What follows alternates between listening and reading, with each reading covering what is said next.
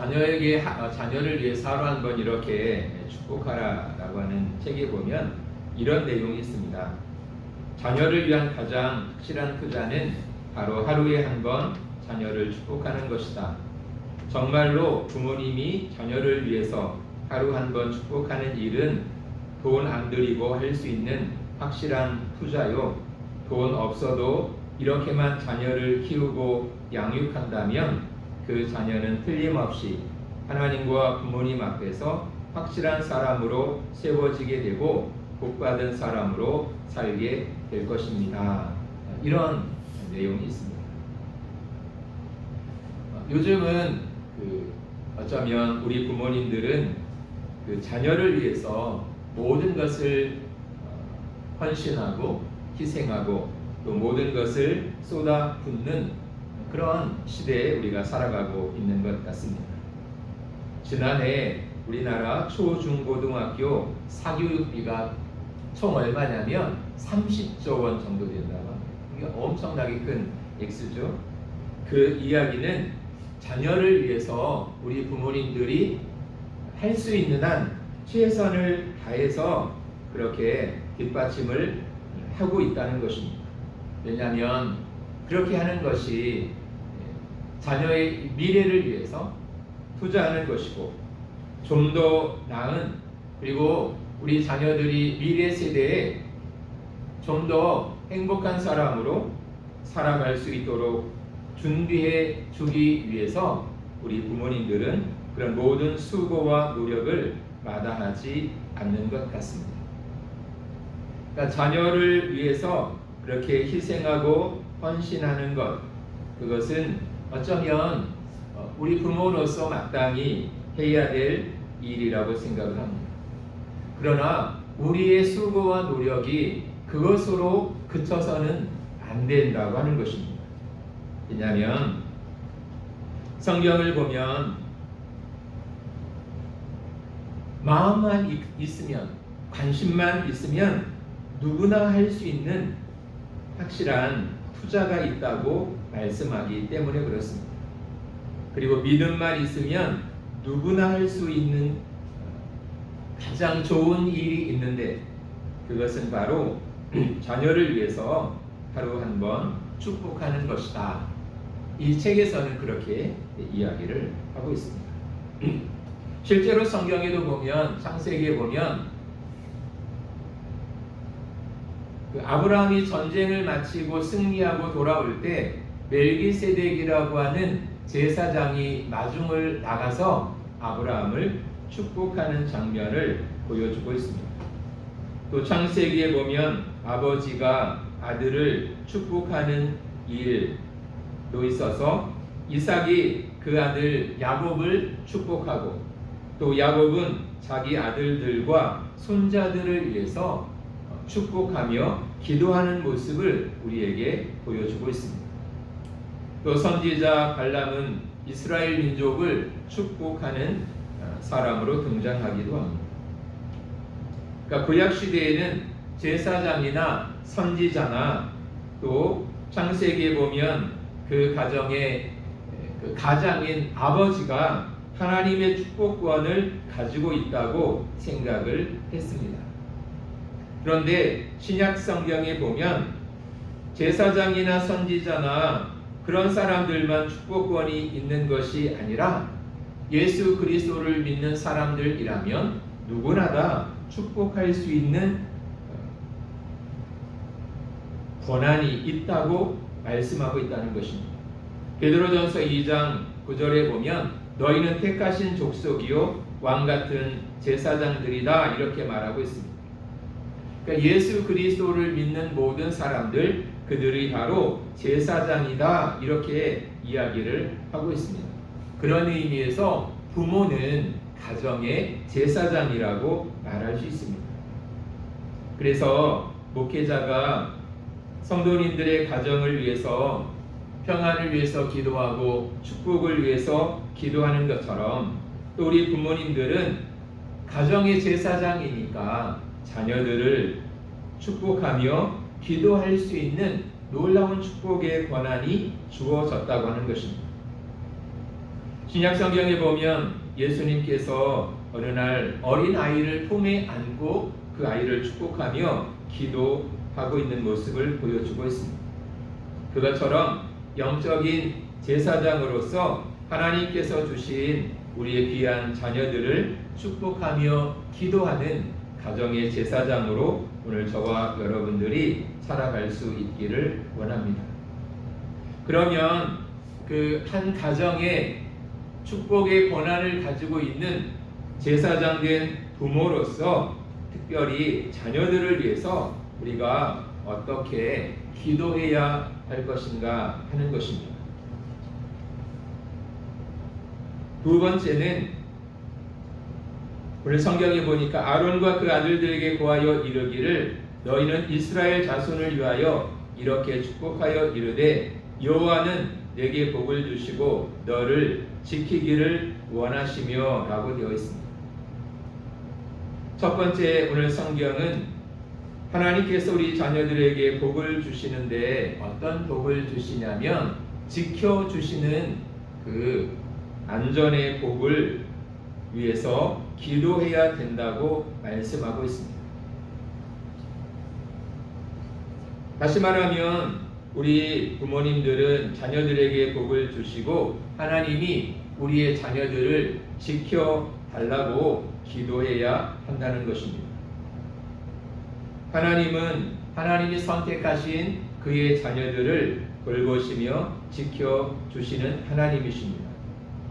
1858년 미국 뉴욕의 한 가정에 다리를 절고 눈은 잘 보이지 않고 호흡에 문제가 있는 소아마비를 가진 한 아기가 태어났습니다. 처음에 그 부모는 하나님을 원망했다고 합니다.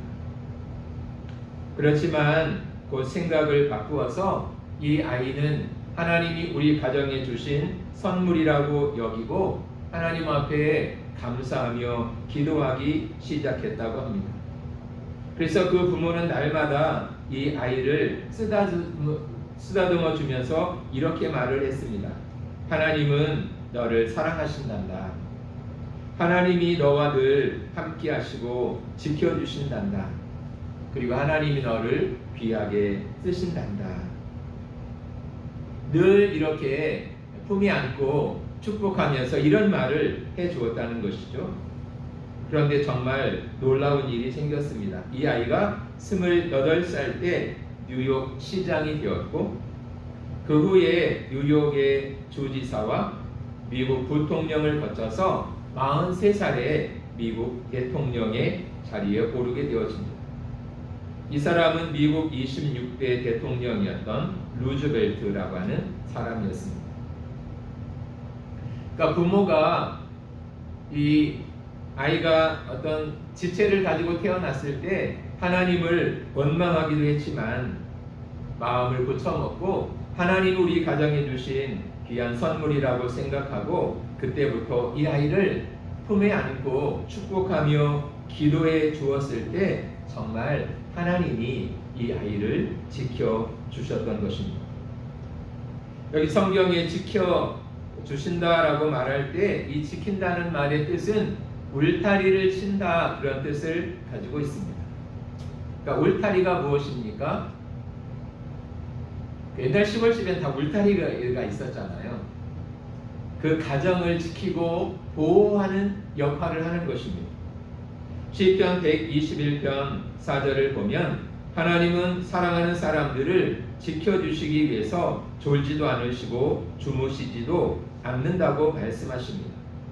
그것은 마치 이스라엘 백성들을 하나님께서 지켜주시기 위해서 낮에는 구름 기둥으로 밤에는 불 기둥으로 인도하셨듯이 오늘 이 시대를 살아가는 우리 자녀들에게도 하나님의 보호하심은 절대적으로 필요한 것이다 라고 하는 것입니다. 요즘은 사람이 무서운 세상에 우리가 살고 있는 것 같습니다. 무서운 것이 다른 것이 아니라 사람이 무서운 시대인 것 같습니다. 뉴스를 통해서 들려지는 온갖 사고와 사건의 소식들 그리고 인터넷을 통해서 사람들에게 파고드는 온갖 그 유해한 내용들, 그런 것들은 수없이 또 우리 자녀들을 유혹하고 공격하는 것 같습니다. 그렇게 우리가 자라왔던 그런 환경과 또 오늘 우리 자녀들이 살아가는 세상의 환경은 너무나 많이 달라져 있는 것 같습니다. 그리고 또 우리 자녀들을 유혹하고 공격하는 것들이 너무나 가까이에 있는 것 같습니다. 성경의 표현대로 하자면 마치 마귀가 우는 사자처럼 삼킬 자를 삼키려고 두루 다니는 것처럼 그런 악한 시대가 되어버린 것 같습니다. 세상이 그렇기 때문에 하나님의 절대적인 보호하심과 인도하심이 오늘 우리 자녀들에게 필요한 것 같습니다. 그래서 우리는 자녀들을 위해서 기도할 때 하나님이 우리 자녀들에게 복을 주시고 이 험악한 세상 가운데서 하나님이 우리의 자녀들을 굳건하게 지켜주시기를 위해서 기도하는 제사장으로 우리가 살아야 한다고 하는 것입니다. 세 번째는 오늘 성경을 보니까 25절에 여호와는 그의 얼굴을 내게 비추사 은혜 베푸시기를 원하며 라고 되어 있습니다. 하나님이 우리의 자녀들에게 얼굴을 비추시고 또 우리 자녀들에게 은혜를 베풀어 달라고 기도하라고 성경은 말씀하고 있습니다. 한 심리학자가 특이한 실험을 했다고 합니다. 어느 한 동네를 정해서 집집마다 매일 $100씩 갖다 놓은 후 그 결과를 관찰하기로 한 것입니다. 실험 첫날 사람들은 그가 미친 사람이 아닌가 의아해하면서도 슬그머니 집 앞에 놓여져 있는 $100를 집어갔다고 합니다. 3일이 지나자 $100씩 집 앞에 놓고 가는 사람 이야기로 동네가 시끌벅적했습니다. 둘째 주쯤 되자 현관 앞에 나와서 이제는 돈을 놓고 가기를 기다리는 사람들이 나타나기 시작했습니다. 셋째 주가 되었을 때는 처음에는 돈을 받는 것을 이상하게 생각을 하다가 전혀 이상하지 않게 당연한 것으로 사람들은 여기기 시작했습니다. 넷째 주가 되었을 때 그때는 당연히 사람이 자기 집 앞에 돈을 놓고 가야 된다고 사람들은 생각하기 시작했습니다. 실험 기간인 한 달이 지나자 이 학자는 돈을 집 앞에 놓지 않고 그날은 그냥 동네를 지나갔습니다. 그러자 사람들의 반응은 어땠을까요? 몹시 기분 나쁜 얼굴로 이 사람을 바라보면서 왜 오늘은 안 주냐 이렇게 따져 물었다고 합니다. 그러니까 사람들은 이유 없이 베풀었던 은혜를 당연한 것으로 생각하게 되었고 고마워하기는커녕 오히려 주지 않는 것 때문에 서운해하고 불쾌해하더라는 것입니다. 그 마을 사람들의 모습에서 하나님의 은혜를 받고 지금까지 그 은혜 안에서 살아왔으면서도 감사할 줄 모르는 모습의 한 단면을 또 보여주고 있는 것 같습니다. 성경에 보면 이 은혜라는 말이 참 많이 등장을 하는데요. 은혜라고 하는 것은 아무런 공로가 없음에도 불구하고 조건 없이 베풀어 주시는 하나님의 사랑을 이야기하는 것입니다. 그러니까 지금까지 우리가 살아올 수 있었던 것도 따지고 보면 하나님의 은혜였다는 것입니다. 환난이 많고 사고가 많은 그런 어지러운 세상 속에서도 큰 사고 없이 잘 지낼 수 있었던 것도 사실은 하나님의 은혜였다는 것입니다. 그래서 우리가 하루하루 살아가는 그 모든 것들이 사실은 하나님의 은혜 안에서 베풀어 주시는 놀라운 축복이고 선물이었다는 것입니다. 그래서 우리는 이 하나님의 은혜가 아니면 사실 한순간도 세상 속에서 평안하게 살아갈 수가 없다고 하는 것입니다. 그래서 먼저는 우리가 이런 하나님의 은혜를 알고 깨달아야 되는 것이고, 또 이런 은혜가 있음을 우리 자녀들에게 알게 해야 한다는 것입니다. 부모의 은혜를 알 때에 그 자녀가 그 은혜를 깨닫고 효도하게 되는 것처럼 하나님의 은혜를 알아야 하나님을 사랑하고 하나님을 경외하게 된다는 것입니다. 그러므로 하나님의 얼굴을 내게 비춘다라고 하는 말은 하나님의 영광이 우리 자녀들에게서 떠나지 않게 해달라는 기도였던 것입니다. 그래서 우리에게 가장 슬픈 일은 하나님을 믿는 하나님의 사람들에게서 하나님의 영광이 떠나가는 것이라고 말할 수 있습니다. 그러므로 우리는 하나님께서 그 얼굴을 우리 자녀들에게 비치사 늘 은혜 베풀어 달라고 기도해야 한다고 하는 것입니다. 하나님의 은혜가 충만하게 부어질 때 사람이 수고하고 애쓰고 노력하는 것보다 훨씬 더 멀리 더 크게 살아갈 수 있다고 하는 것입니다. 그건 어쩌면 당연한 것인지도 모르겠습니다. 우리가 노력하고 애쓰는 것보다, 그렇다고 우리가 아무것도 안 하고 손을 놓고 있어야 된다는 이야기는 아니고요. 우리가 마땅히 해야 할 일들을 감당하면서 하나님이 우리의 삶에 은혜로 함께 해주실 때 우리가 할 수 있는 것보다 더 큰 일들은, 우리가 갈 수 있는 것보다 더 멀리, 우리가 올라갈 수 있는 것보다 더 높이 올라갈 수 있다고 하는 것입니다. 그래서 하나님의 은혜는 절대적으로 필요한 것입니다.